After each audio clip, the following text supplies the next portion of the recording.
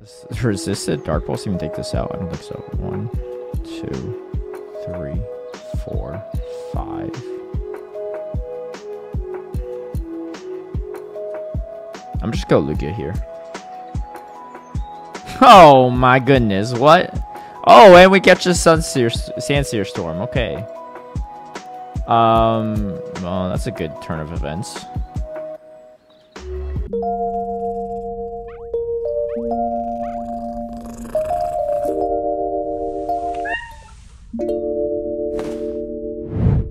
Hey everyone, happy Friday. Hope you're all doing well. I'm sure a lot of you raided Necrozma over this past GoFest weekend, as well as if you went to any in-person event. So the real question is Dustmane slash Dawnwings worth investing in? Well, this video is going to break down a team using Dustmane, and we're going to show if it really is or isn't. Overall, I think these two Pokemon are quite meta in the Magic League meta, and if you have the resources, they're definitely worth making.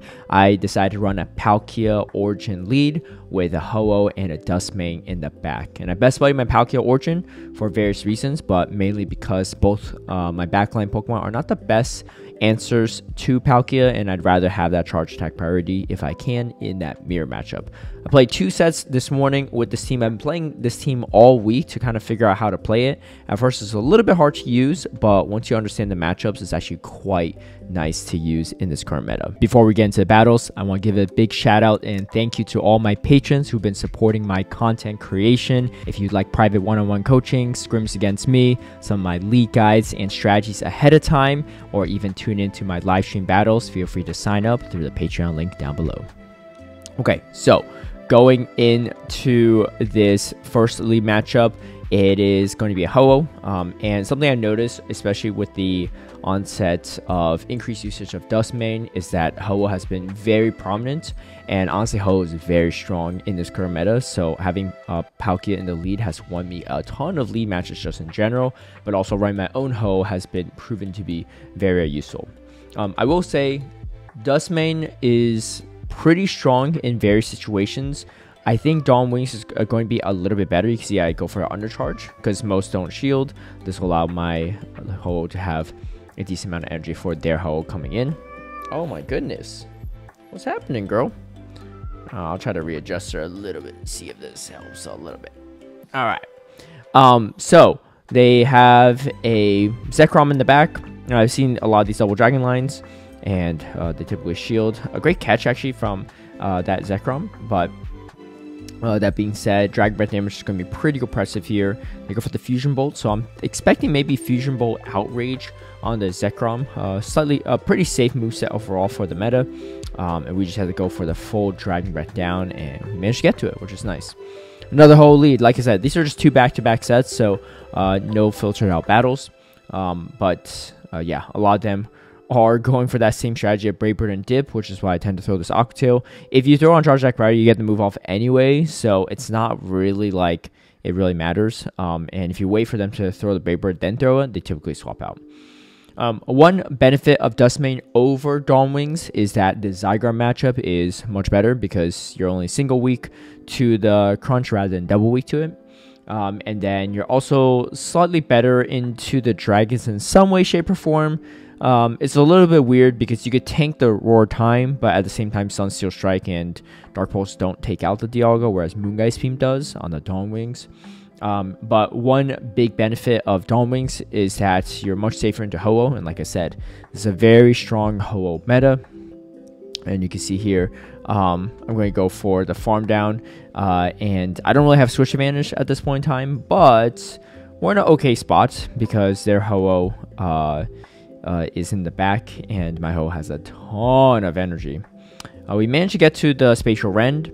However, they catch, which is not the end of the world. We managed to take out their Ho, and then I should go for the Brave Bird. There's almost no chance that they don't shield this, which allows me to actually get to the Sacred Fire in time. Even if they bait me here, I get it off. But I don't have a Dustmane main. I haven't played Dawn Wings myself just because I don't have 100% Necrozma that I end up catching, and I made the Dustmane first. So once I get the next one, I'll probably try some Dawn Wing matchups. There's definitely a lot of pros and cons to both, but I think Dawn Wings overall is slightly safer. As you can see, this Ho matchup, not the greatest. Dawn Wings, I think, is a little bait dependent at times, but it has the utility to really take out a lot of Pokemon in this meta and put on a shield pressure. Okay, alright. I'm gonna let this sassy cat go. Anyway, one other matchup that is kind of nice for Dustmane is you might see the occasional Yveltal or Zarude, so dark types. Dawn Wings just has no play into it, right? The traditional Moongeist Beam and Dark Pulse moveset. But as you can see in this specific matchup, with that Ho-Oh being there for my Dustmane, there's really no chance I can flip switch advantage. And yeah, this is going to be super tough, unfortunately, because I'm countered in the lead, countered in the safe swap, countered in the third Pokemon, and they have a shield advantage. So not going to be a good time for me either way. My only chance there was landing a Spatial Run and Dragon Breath down, but my opponent snuffed that out.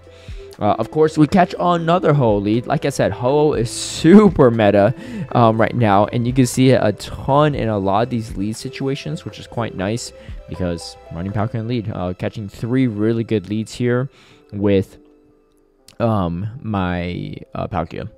Alright, and this person's running Snarl variants of Zacian. Sometimes you'll see this more so than Quick Attack these days, especially because of Dustmane and Dawn Wings. Snarl being super effective against Dustmane and double super effective against Dawn Wings. So it definitely makes a difference over Quick Attack.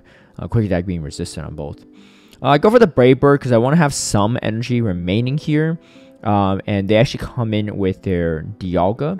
And that's going pretty nice because I get a Dustmane on it and I'm in a pretty solid spot overall. They don't have a lot of health left on their Ho-Oh, so we're okay for the most part. Sunsteel Strike actually does more damage resisted than neutral Dark Pulse, and same thing whenever there's like a 1 differential. So like super effective Dark Pulse is still less damage than neutral Sunsteel Strike, I believe, as well. So treat it kind of like Charizard with Blast Burn and Dragon Claw. It's kind of similar in that regard. But that's why I'm going for the Sunsteel Strike. It's going to do a lot more damage than Dark Pulse, and we take it out. So there's a couple of times where going Sunsteel Strike has caught opponents off guard or just get that extra necessary damage you need. There's always an opportunity to run Outrage as well, but given how many fairy types there are, I think the Sunsteel Strike does come in handy quite a bit.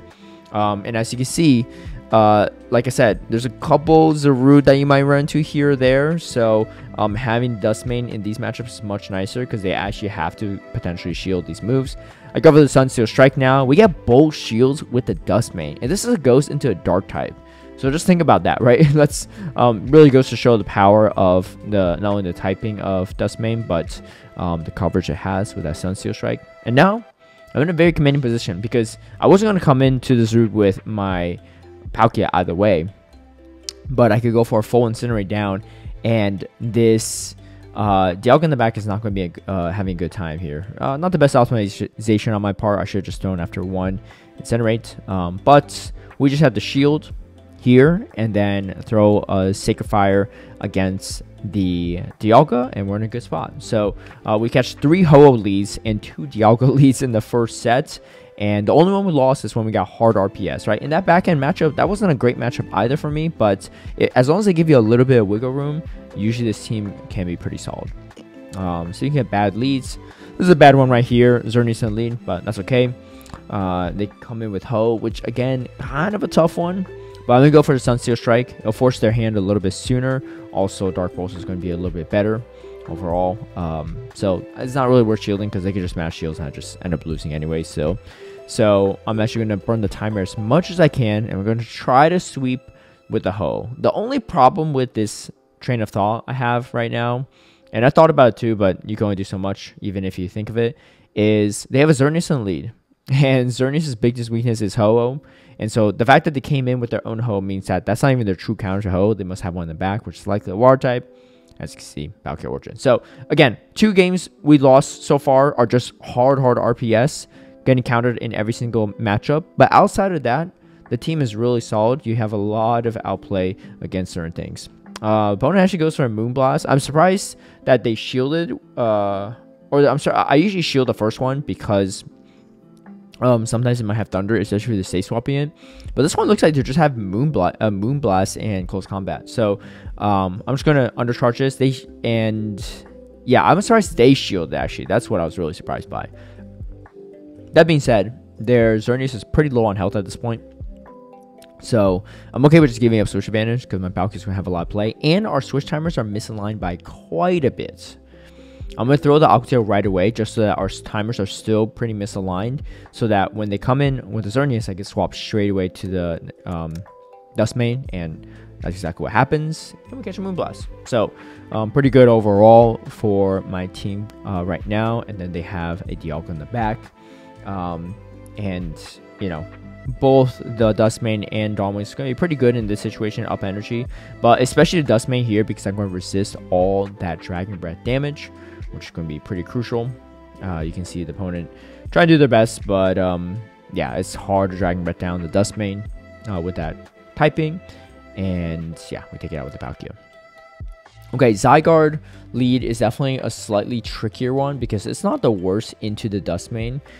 So typically what I like to do is bait the Spatial Rend after they throw a Crunch. So they're mostly energy dry and we could potentially get a shield advantage.